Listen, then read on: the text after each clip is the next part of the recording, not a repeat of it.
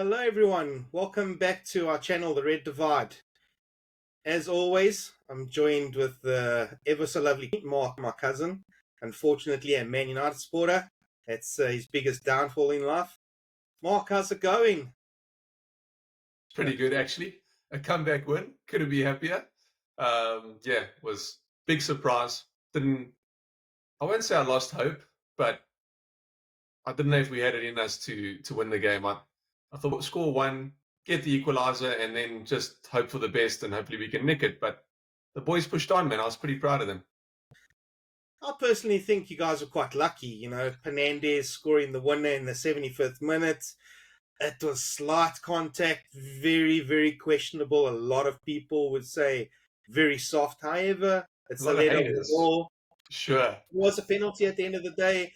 And what's so controversial, it got you the winner from coming 2-0 down. I would have preferred for you guys to lose, but you guys showed a bit of character in the end and getting over the line from 2-0 down, which is quite disappointing. Dropping 3 points, I would have been smiling a lot more.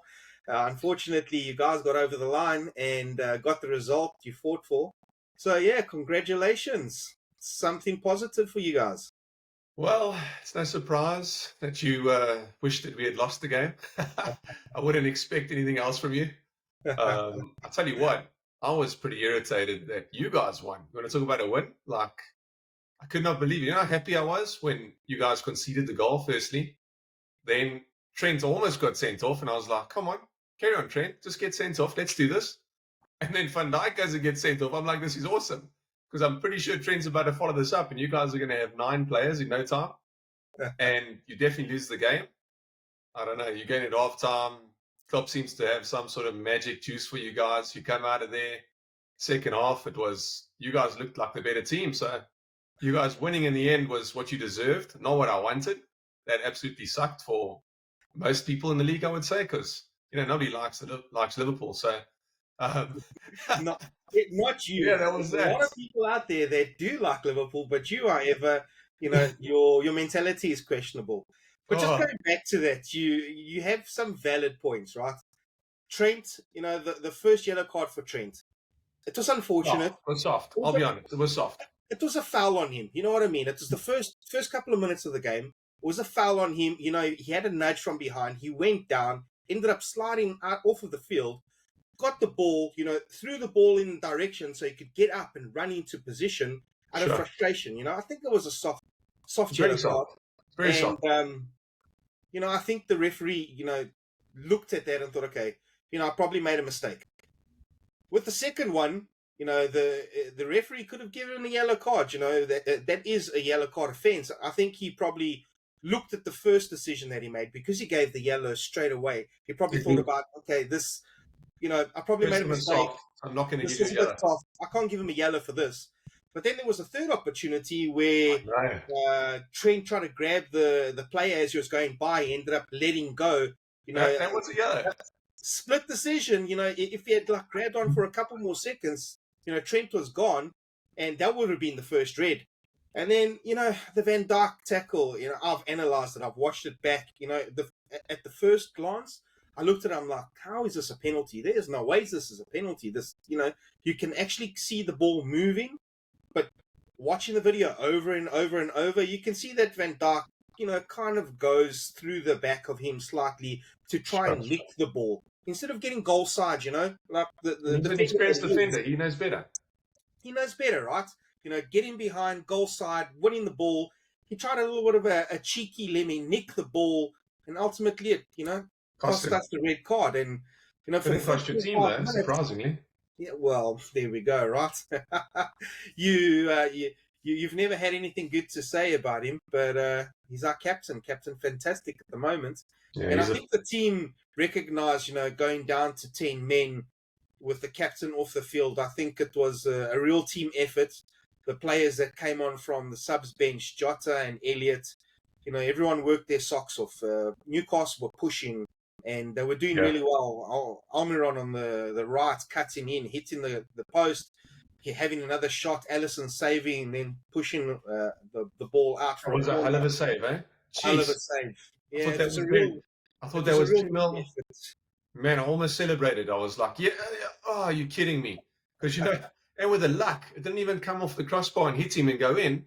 It landed right next to him, and he was able to get it out. Like, I couldn't believe it. I'm like, that happened to David De Gea last year. He saved it onto the post or crossbar, I don't remember, but came down, hit him, and went in off his back, I think. So he had no chance to save it. And I'm a bit like, of unlucky. It's a lot of luck involved. Obviously, the way his hand palmed it, 100%. fell right next to him, which is a little bit of luck. But that's what you need in some of these games, when you're down to 10 players. I think almost to a certain degree with, each player stepping up to try and be the 11th man when we only had 10 on the field. You guys especially played better. That, like, the whole team's strategy and statistics, we kind of closed the spaces better without, with 10 men. Everybody had to work a little bit extra into closing those open spaces and gaps for Newcastle to penetrate. And the guys put their body on the line. It was a great comeback. It made my weekend. My weekend was pretty shitty. As you know, I was traveling and flights are delayed, and I was running across terminals with kids and bags, and my bags never arrived, as you know. So, to watch the Liverpool game and get a result like this, especially after being 1-0 down, and to top it off, I remember a certain Mark making jokes about Darwin Núñez. He's dangerous to the crowd because of his shooting, hey? This is always going to come back and haunt you, Mark. Look at that. 2 chances, 2 goals. What's your thought on that? The moment that dude scored the first one, I thought, oh, lucky. Just don't score another. And he scored the second, and I closed my eyes, and I thought, you've got to be kidding me. Of all people, if it was Jota or Diaz or Salah, I was like, okay. But the fact that I don't rate him, and he goes and puts 2 like that, I'm like, geez, how's this dude? So maybe he's turned the corner. Maybe not. It's only 1 game, but to show that much skill and determination to go and win the game for your team. I was impressed with him for that game, I must say. He just came on and he's like, let me turn this game on its head, bang, just like that. So I was impressed. But doesn't mean he's not going to start shooting people in the crowd again with those shots of his. But for that game, he did it right. But listen, tell the people what's going on. You went on vacation on a lekker holiday, and I have more of a 10 than you are. Where did you go? To Alaska, or what's going on? You would think, hey, with the color of our skin tone. But no, I was out in Turkey for 2 weeks. Extremely hot. Normal temperature is 45 degrees without any breeze. Extremely, extremely hot. But beautiful country, lots to do. The kids got more of a tan than what I did. I managed to watch a bit of football. But I applied very good suntan lotion. I can see that. As you know, the first part you go red and then you go brown. And had a good holiday. You look like you've had more of a holiday than me. You spent a lot of time in the sun over the weekend? I was on the beach all weekend long. First on the West Coast, and then on Sunday, yesterday. Almost forgot what day it is. Yesterday as well, in the sun on the beach, and forgot to apply sunscreen, and hence why I'm look like I'm part of a wood on the fire or something. But anyway, you need to be careful with such a big head. Your head will burn. Such a big spot. The sun can't miss it. That has a lot to do with your bad decision making when it comes to Man United. You know what it's from? It's from a big brain, which is why I support Man United. It helps with thinking real clearly. But anyway, back to football. Your theory is questionable. Yes, back to football. So, I think Darwin being on the bench and not starting, I think he had a point to prove to Klopp to show, I am the striker. Instead of playing, invested so much money and time in and believe in, sure. So I think a little bit of the hunger, being out of the team. He's had a lot of criticism about his finishing. It's probably been one of the talking points is his finishing and his first touch. Before he scored the first goal, he had an opportunity where the ball came across. The ball came at him really quickly. His first touch, he had 2 touches, and his third touch, he lost the ball. So I think the next opportunity was slightly lucky, where Jota put the through ball through and hit the defender. A little bit of a lucky break. The ball fell for him, took 1 touch, put it into the bottom of the corner. And then obviously the great finish, right in the corner. And literally the winner was pretty much the same type of finish. similar scenario where Salah put the through ball, great ball from Salah, nice weighted pass. He didn't take a touch, he just smacked it straight back into the same corner. So yeah, great finishing from Darwin. Everyone was delighted with the win. Slowly, not everyone, just you. Well, most people that have sense and have proper teams, we were delighted with the results, especially against a very difficult Magpies team. They were really well set up. I got a lot of respect for Eddie Howe and how he sets his teams up. Great side. They've invested well. They've done very good business. I think Newcastle will look danger. Definitely top 5 this season. Great result to come back and get the 3 points. So far, 3 games, 7 points. First game against Chelsea. Second game, 3 points. Third game, 3 points. So yeah, looking good.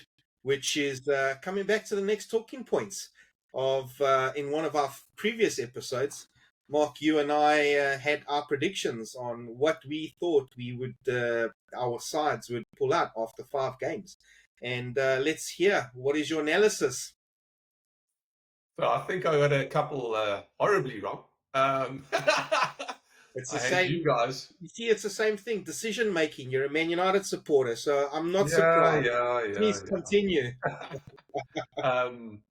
Firstly, when Newcastle scored and you guys went down to 10 men, I thought, man, they're gonna run riot now, because Newcastle have such high energy that I thought, man, these guys, it's tough to compete with Newcastle with 11 on 11. They just have such high energy. Eddie Howe has them playing amazingly. And I thought, okay, it's done now. And you're going to win. That was against I bet you if you put cash on that game, you put a bet down, you've got some fantastic odds. Liverpool, 10 men at St. James's Park to go and win the game. I should have done that. Anyway, so I got that one wrong, which it was shaping up to go their way. Unfortunately, I don't know, you guys pulled the rabbit out the hat. I don't know what on earth happened there. But anyway, so I got that one wrong. I expected you to draw with Chelsea, so I got that one right. How many guys can call a draw? Although you also called the draw, so fair enough. And then your second game, you guys played Bournemouth, was it? That's right.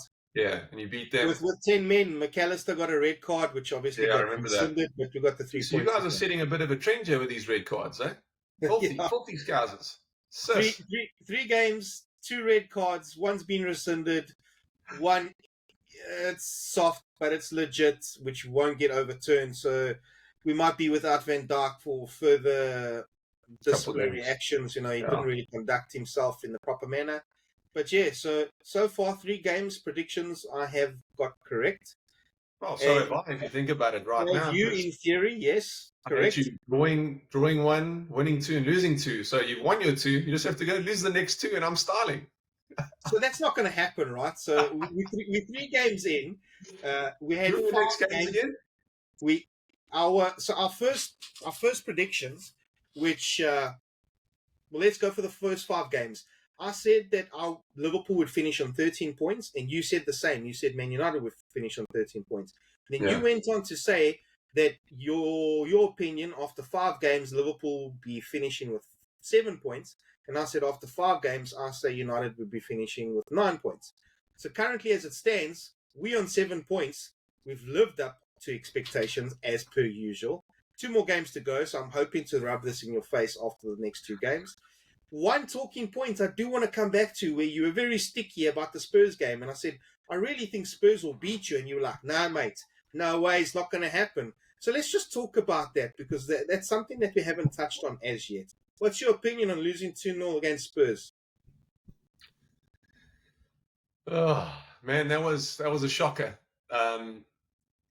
You can look at the coach and say, you know what, you don't know what you're going to get from him, because he's never been in the Premier League before, and sure, he did well in Scotland, but he's not well known in world football, should you say, but he surprised us all, man. Look at them. Even yesterday, they won 2-0 again.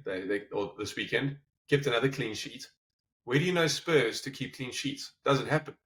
So they've kept 2 clean sheets on the bounce now. And on the way to it, they beat United. I didn't see that coming.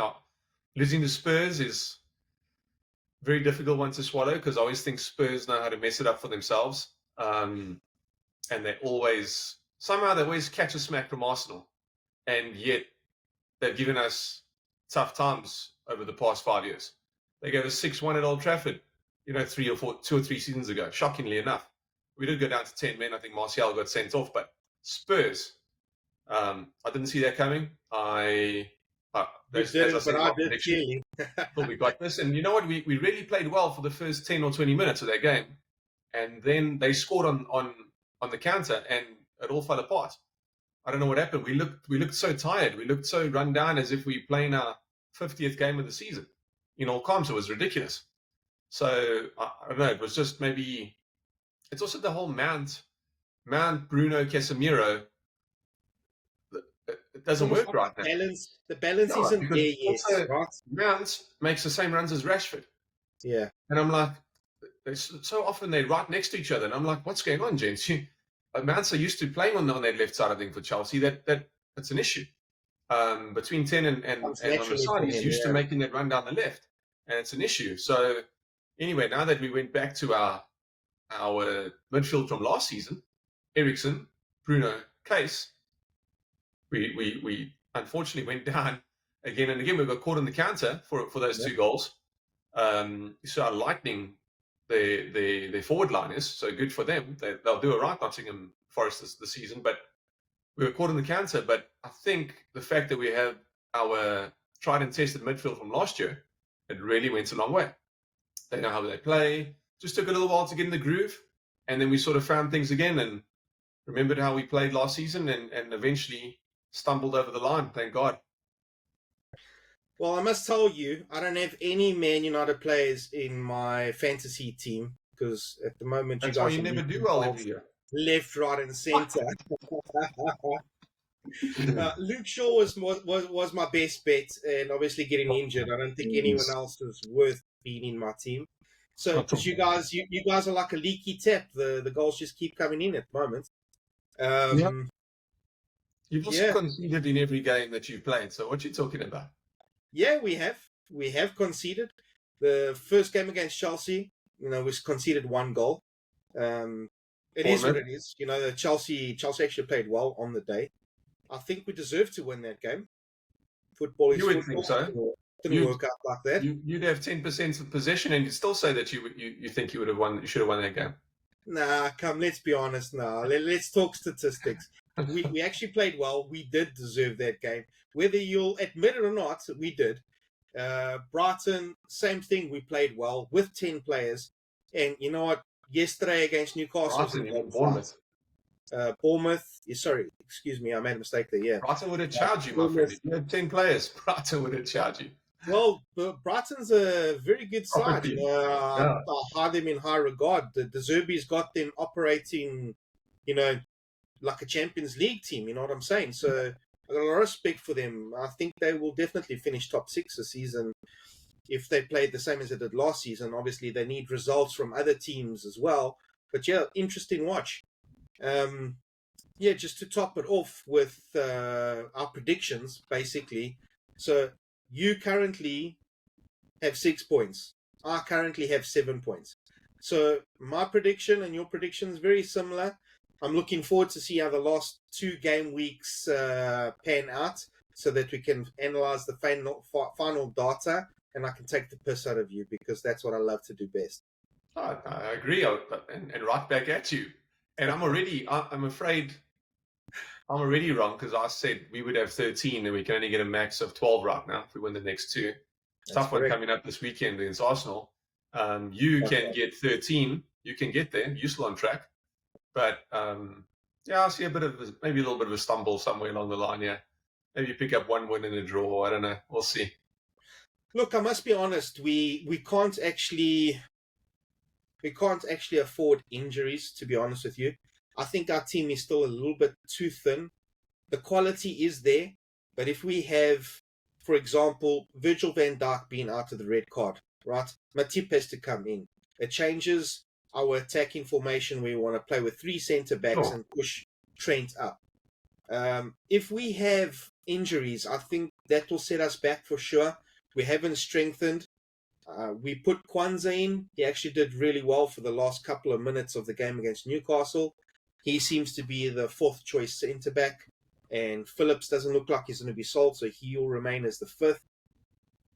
I still think that we are lacking in numbers, especially in midfield.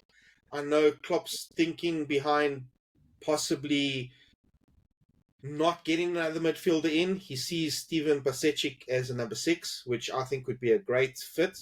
However, the past seasons have proved with us having injuries, we don't have that squad depth like we used to, especially with, like I've said previously, Hendo and Fabinho going out, that's also weakened the team somewhat in terms of experience. Our new boy coming in, Endo, he looks like a monster. Hey, well, what a player. Before him signing, I've never heard of him. I must be honest, I've never heard of him before. Doing a lot of research, just checking that he was the Japanese captain and for Stuttgart as well. He was just a natural fit. The way he came into the game against Bournemouth, that it wasn't on the script for him to come on like that. He would have probably got a cameo of 10 minutes. Playing with 10 men, him having to fill the gap, I think he did really well. Again, over the weekend, he did really well. So he looks like a natural fit. He knows, the philosophy of what we're going to do. And for a player to come in and only have like 2 or 3 training sessions and have the philosophy of what Klopp is trying to do, it speaks volumes for his character, and he's 30 years old as well. It's not the type of profile player that Liverpool are looking for nowadays. We're looking for the younger players, like you've seen with Caicedo and Lavia, which is obviously our first and second choice, which we didn't end up getting any. They both went to Chelsea. So Endo was a little bit of a surprise signing for us, but it brings that experience that we're lacking with Hendo and Milner moving on to greener pastures, so to speak. And I've been impressed so far. I think he will do well this season, but he won't be able to play 50-odd games. So I see Stefan Pasecic as probably the second number 6. Trent as well filling that position. I think it's going to be a squad rotation within that position. I still think we need to buy another player in midfield. Currently, what the news that I've seen, Liverpool and Man United are both in for Gravenberg. He's a great player, but Bayern Munich have been reluctant to sell. So we'll see what develops from that. Other than that, we need another defender, to be honest with you. I think we need another, experienced defender, but with the transfer window coming to a close in the next couple of days, I don't see it happening. It's going to be an interesting season. Looking forward to it. I'm so glad football's back. Obviously when football's not on, no one's happy. What are your views? Like, who do you think Man United are going to get over the line in the next couple of days? We'll see. It's difficult. I just want to touch on what you said there on Liverpool. Yes, surprisingly enough, Endo has done a job. Like, jokes aside, coming in, not knowing the team, not knowing the league, not knowing Klopp's tactics, and Klopp does play, there's a very high demand. So his tactics are high energy, and for this dude to come in and be so solid in the midfield, very impressed. So your scouting department's done well there. That's something that I think United still need to work on big time, is having a proper scouting department, which I think we're getting to. Starting to spot some guys, but we still linked to anything and everything that has ever touched Ajax or is Dutch. If they played for Ajax at one stage, i.e. Gravenberch, he's linked to United. If he's Dutch, he's linked to United, which is okay, but you also just want the best quality. If he's great, cool. So hopefully we move away from that in future if they're not the best quality. Who are we going to get in? Tricky, because obviously you touched on Luke Shaw being injured, which sucks for all our fantasy Premier League teams. But we linked to Alonso from Barca, who just left Chelsea. And we also, surprisingly enough, we linked with Reguilon, who we had an opportunity to sign 2 or 3 seasons ago, a little more than that, I think 3 or 4 seasons ago. But I think Madrid wanted a buyback clause at that time, so we pulled out and he went to Spurs. Okay. So surprisingly enough, we linked with him again. It's. I think we'll take anyone that is forward thinking as a left back right now, because Malacia is injured, Shaw's injured. It's tricky. Got a bit of a hole to cover.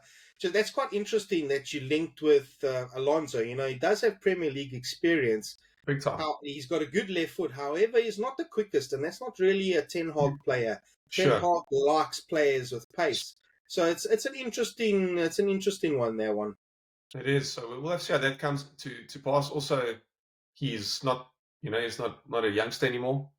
So is he going to have that high energy that we want or need? Exactly. I don't know.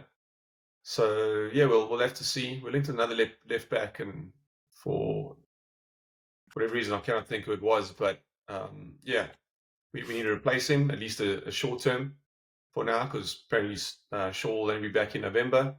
Malacia apparently very similar. He's out for many more weeks, so it's a problem. We're playing obviously playing Diogo Dalot there, who's naturally a right back, but he's doing a good job on the left. But it's not his natural position, so he may get caught out now and again. We go and play Arsenal this weekend, and it may be a position that they target because he's not a natural left back. Yeah. So we'll just have to see how it all gets, how it all comes together. Yeah, and he also tends to cut in from the left. He tends to cut in as well, whereas he's played on the right previously and done a great job for United, getting down the line, getting the crosses in. I think he's a versatile player. I think he'll serve a purpose for now. But definitely, I think that is one of the positions that your scouting team and your Man United actually need to fill that hole, because that potentially is your weak point, and I think a lot of teams will take advantage of that. So yeah, it'll be interesting to see what happens over the next couple of days in the transfer market if you get anyone over the line. Sure. We also have the youngster Fernandez for the left back, but he's not ready yet. You see, he was on the bench this past weekend, but not ready to jump up and play a role just yet, I think. But it's good that he's part of the first team, and we'll see how it all goes. So yeah, and then of course this weekend, big game, Arsenal Manchester United, which I will be at. So that'll be fantastic. Oh, really? You're gonna know I'm flying to London now. Wow. on Friday, and rock and roll for the game on Sunday. I'll make sure we do a vlog, and stay tuned. You'll see a vlog of the whole Arsenal trip. Yeah, so for some of the fans that are not aware, this is something that we are looking into, is watching games live and obviously doing podcasts live. So today's it's going to be a little bit of a rivalry. Mark is going to be meeting up with Dimitri, an Arsenal fan, good friends from the US. So we might even introduce Dimitri in as a guest with a live feed. And it should be interesting. I know Dimitri's got some massive views about Arsenal. He thinks Arsenal are the best team since he's a little bit delusional like the Man United fans, but it's great entertainment. From a Liverpool boy, yeah. Come on Sunday. I got Saka in my team, in my fantasy team. I think he's going to give me some points. Let's see how it goes. Yeah, he's a penalty taker. Let's hope we don't have give up a penalty. Because I also have him in my team, but I'll be alright if he scores. If he blanks him and Martinelli, I'll be okay with that. I'll take low fantasy points this week if it means that United do a job on Arsenal. Which will be a very tough game, but yeah. It would be great if Salabia gets a clean sheet and Saka gets a goal and a slip. I'll be happy with my team then. No. Let's be real now. Come on. And we're not doing. I mean, we had a great win, but it's not like we're flying high, so it's going to be tricky. I mean, they also drew. They drew with 10 men Fulham, so both teams are thinking are looking to really get started, really build some wins. So yeah, well, let's see how it goes. It's going to be a cracking game, and I cannot wait to be there. So you still sticking with your predictions? You went with I don't have a choice. I can't go back now. I said them, so they're there. They're there in full view for everyone to see. So I'm going to be short at least 1 point if we win the next two. Wow. Is it likely we win the next two? I don't know so much, but hey, I think you'll be lucky to get a draw at Arsenal. Arsenal again, everyone's making the jokes that they're the bottling team, but they did I called the draw. I called the draw for Arsenal, but I need a win now to get near the points. But I did call a draw. In all fairness, you did call a draw. I think United will be lucky to get a draw. Everyone's hoping for an Arsenal win. Not But let's see everyone, how that game pans out. just you. Me and every other Liverpool supporter alike. And obviously Arsenal Gunner supporters will be sharing my sentiment. You know, we all have our problems. Obviously, you're voicing all yours right now for everyone to see. Well, that's a great show that's going to come up for all of our fans and subscribers. Looking forward to that video of the live game. It's going to be a great game. I'm sure the stadium's going to be electrifying. Rocking, I'm sure. Can't wait for Sunday to roll on. It's going to be a great game of football, great rivalry. Yeah, roll on Sunday, I'll say, hey? Actually, cannot wait. I'm gonna be probably pretty tired. We're gonna party, and I'm only there for 3 or 4 days, so it's short stay. But we'll catch up, and then Sunday's the big day, and whether we win or not, I'm sure I'll make the most of it. And man, it's just gonna be great to be there. I haven't been to a Premier League game in 12 years. Funny enough, the last time I went was to the Emirates. I watched Arsenal versus City. Okay. And the other funny side of it was Arteta scored the winner. They won 1-0, and he scored the winner for Arsenal. And here he is managing Arsenal. So this time, I hope I bring better luck to my own team, to the other side of Manchester, the real side of Manchester, and hopefully we come away with a victory. Let's hope you don't get a victory, but for your case, let's hope for a good game. Nonetheless. Yeah. So, Kazi, tell me what happens now if Salah leaves to Saudi? Mark, it's a valid question, and it's a real good talking point. I think for all of the clubs where the transfer window is closed, there's a great opportunity for the Saudi Pro League to come in, and they've proved that they can do it. They come and splash the cash. Money talks. They can come in and turn heads. It's a difficult one, because if you lose a player like Salah when the Premier League's transfer window is closed, it's going to be extremely difficult within the squad to try and plug that hole. Do I think it's going to happen? No. Salah's previously come out and said that he's committed to Liverpool. He's contracted with us. He's got a 2-year contract, so he's our player. Klopp has also come out in various broadcasts and said that if it does happen, the answer is no. Liverpool are not entertaining it. So I'm glad that he's put it out there that this is our stance. However, they've proved that they can come out with a massive bid. Do I think it'll happen this season? Will it happen this season? I don't think so, personally. Yeah, probably not. With the losses that we've already had, I don't see Liverpool letting a player like Salah leave now. Yeah. Although, money does talk, but it remains to be seen. I don't think he'll go. But you never know. It's a huge problem for all teams where the Saudi Pro League come in, they have massive ammo, they can just splash the cash. So I think for every team, there's a risk where you could potentially lose a good player. And, obviously Salah's in the headlines at the moment. I would be gutted if he goes. There's nothing to be really happy if he goes. He's your best player by far, and always has been. At least you're honest about that, You would be happy that he leaves, and he has been the best player by far. I'm sure you've captained him. Liverpool player. I was a lot of time in Fantasy Premier League, right?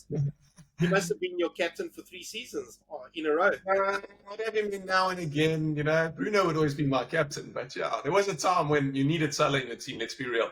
I think he still has the record for the most amount of points in an FPL season. So yeah, he does. You needed him, or you were going to fall behind.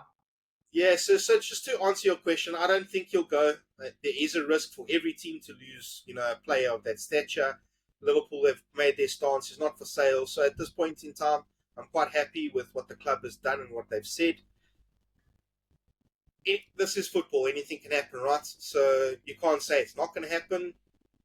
It's proven football. Anything can happen. I hope he doesn't go. I think he'll stay, but let's see what happens from there. Yeah, I don't think he's going to leave this season. I think it's too late in the window, and you've lost too many other personnel, too many other players. And even if it's a record bid, I think Salah will have to come out and say, I want to leave, I want to go. Otherwise, Klopp will say, that's cool, pay that next season, and you can have him or whatever. But you never know. The owners, if they, if they're bid enough, maybe the owners' heads get turned and they're like, he's got to go then for that amount of money. It's these days football's turned into a business, unfortunately.